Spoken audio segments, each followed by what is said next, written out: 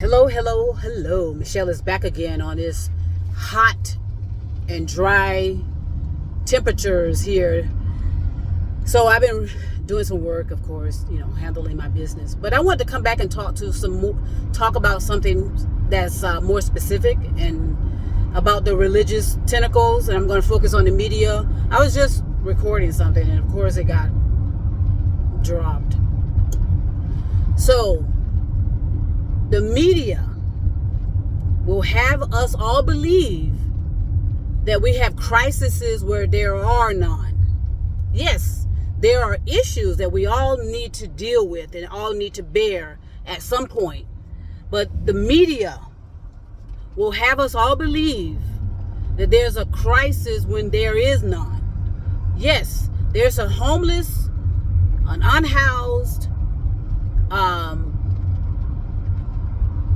issue going on. It is not a crisis. Okay?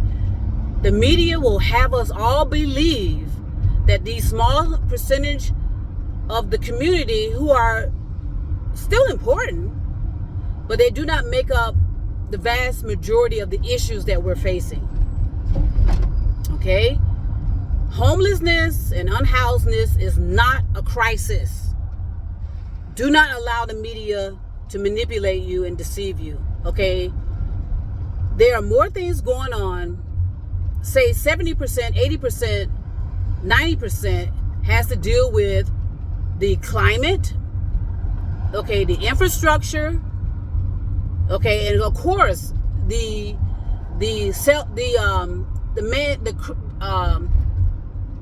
created catastrophes like war. War is a created, man-made catastrophe. So that's going to affect the bottom line of those of us who are considered the middle class. Okay? The middle class, which are, working to pay for all of this mismanagement, intentional mismanagement, intentional crises. Regular, righteous, hardworking Americans are carrying the load. Okay? And again, the media and those tentacles, it's not just the media, it's all of those tentacles that are working together as one to create crises. Okay? Yes, there's a homeless, unhoused issue. There's also a massive hoarding issue, gluttony, overindulgence. We have the climate. Okay, we have overpopulation. And so all of that affects those of us that are righteous. We work for a living. We don't have a problem paying our bills, but we know it's all a setup.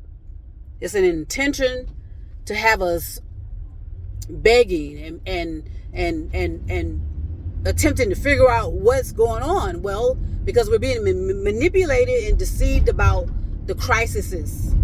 Okay? We have these entertainers, who are anchors.